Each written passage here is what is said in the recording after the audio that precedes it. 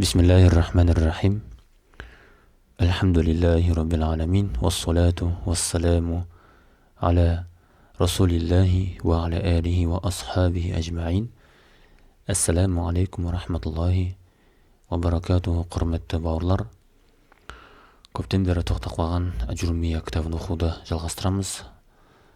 Бүгін кезекті сабақ, кезекті дәрсіміз Ниябатул алиф анил фатха. Фатханың орнына қашан алиф насуфтың белгісі болады. Мысалға, фатханың орнына алиф кейде насуф белгісі болады. Насуфтың белгісі, яғни сөздің фатхалы келуінің, сөздің насуф екендігінің белгісі ол фатхамен келуі де асыл негізгі белгісі. Мысалға, иннал муслима, мысалға, иннал му'мина, инналлаха депті. Инна өзінен кейінгі әріпті насып қылады, фатхалы қылады. Сол насыптың белгісі фатха ғой. Ал кей кезде сол насыптың белгісі алиф те болады да. Ал насыптың белгісі алиф, фатханың орнына алиф келеді да. Яғни кей кезде насыптың белгісі болып фатханың орнына алиф келеді. Соны түсіндіреді. Қай жерлерде алиф фатханың орнына насыптың белгісі болады. Түсінікті болды ғой, иә. Қала уа аммал алифу, автор былай деді, ал енді алиф болса, фатакуну аламатан лин насби фил асмаил хамса. Алиф болса насыптың белгісі болады. Асмаул хамсада насыптың белгісі болады. Қандай? Алиф. Фатха емес, алиф насыптың белгісі болады. Асмаул хамсада. Мысалға, наху руайту абака. Руайту абака. Осы жерде абака деген, мен сенің әкеңді көрдім де тұр ғой. Абака нәждегі алиф. Нәждегі алиф насыптың белгісі болып тұр. Ва ахака, және бауырыңды нәжде ахака. Руайту деген фиғл болса, фиғл мадия. Ахака деген мансуб болады. Мансуб ол даиман, то есть маф'ул бихи даиман мансуб. Маф'ул бих, яғни істелінген іс. Маф'ул бих даиман мансуб. Маф'ул бих әрдайым мансуб болады, яғни фатхал келеді. Бірақ нәжде фатханың орнына алиф мансубтың белгісі болып тұр да, насыптың белгісі болып тұр. Өйткені бұл асмаул хамса. Мына асмаул хамсада насыптың белгісі фатха емес, алиф болады. Уама ашбаха залика, сол сияқтылар, яғни мынау жаңағы асмаул хамсаның қалған сөздерінде де осындай болады. Ва aqulu, автор айтады, мен былай айтайын, қад арафта фима сабақа ал асмаул хамса. Өткен дәрістерде асмаул хамсаның не екенін білген болатынсың.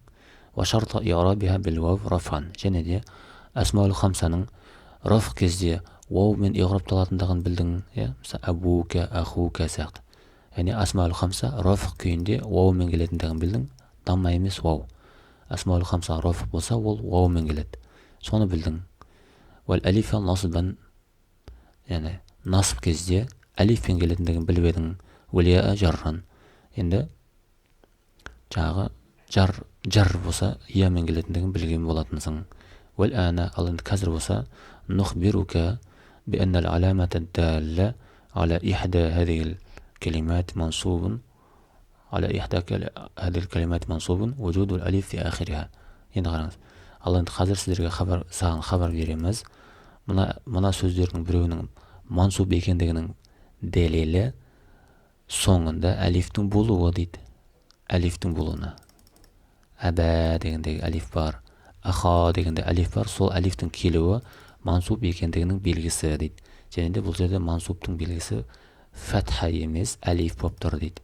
Өйткені ол асмаулу хамса дейді.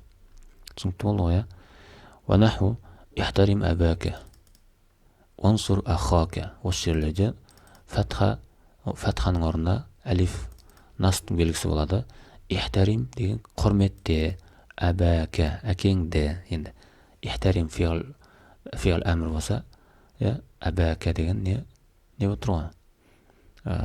Жаңағы маф'ул бих болып тұр да. Маф'улун бих, яғни әкеңді құрметте де тұр. Маф'ул бих дайыман мансуб. Ва аламат насбихи алиф, лианнаху мин асмаил хамса деген сияқты. Нәжде алиф болады, мансубтың белгісі нәжде алиф болады. Ва зури хамаки. Көкеңді зиярат ет. Нәждеде хама дегенде мансуб екенің белгісі не? Алиф. Ва наззиф фак. Аузыңды тазала. فك деген нәжде мансуб екендігінің белгісі әлиф. ولا تحترم ذا المال لماله. ولا تحترم ذا деп тұр, ذا мал иесін. ذا деген бұл да мансуб екендігінің белгісі әлиф. ذو ذи емес, ذа. Әлиф мансубтың белгісі. فكل من أباك, енді әрқайсысы أباك, أخاك, حماك, فاك, ذا المال дегеннің әрқайсысы في هذه الأمثلة, осы мысалдағының осы сөздердің әрқайсысы ونحوها منصوب. осы мысалдағылардың әрқайсысы және сол сияқты сөздер барлығы мансуб. لأنه وقع فيها مفعولا به, себебі бұл сөздер وقع في هذه الجمل, осы сөйлемдерде келді, мафулан бихи, мафул бих болып, мафул бих күйінде келді дейді себебі, мансуб болуының себебі. Ва аламату насбихил алиф, және де насб екендігінің белгісі алиф. Ниябатан анил фатха, фатханың орнына, ниябатан орнына, фатханың орнына алиф насбтың белгісі. Ва куллун минха мудафун, наның әрқайсысы аба, аха, хама, фа дегендердің әрқайсысы мудаф. Ва ма ба'даху минал каф, және де аба, аха, хама дегендер, фа, за дегендердің бар, әрқайсысы ол мудаф болады. Ва ма ба'даху минал каф, одан кейінгі келген каф, ка деген, сосын мәл, нәждегі мәл, және де басқалары, каф пен мәл, олар мудаф илейхи болады. Яғни аба деген мудаф, ка деген мудаф илейхи болады. солай иғрапталады. Енді ары қарай. وَلَيْسَ لِلْأَلِفِ مَوْضِعٌ تَنُوبُ فِيهِ عَنِ الْفَتْحِ سِوَى هَذَا الْمَوْضِعِ. Енді осы кезден басқа, осындай мысалдағы көрсетілген жерлерден басқа жерде әлиф фатханың орнына настың белгісі болмайды дейді. Қашан әлиф қашан фатханың орнына настың белгісі болады? Тек қана асмаул хамсада. Тек қана асмаул хамсада. Сабақтан бауырлар сіздердің білетіндеріңіз, әлиф фатханың орнына настың белгісі болады, тек қана асмаул хамсада. Сол ғана айтып тұр нәжде. Басқа ештеңе айтып тұрған жоқ.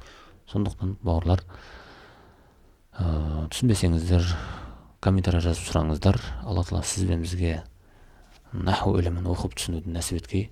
Ва ахиру дағуана анил хамдулиллахи раббил аламин.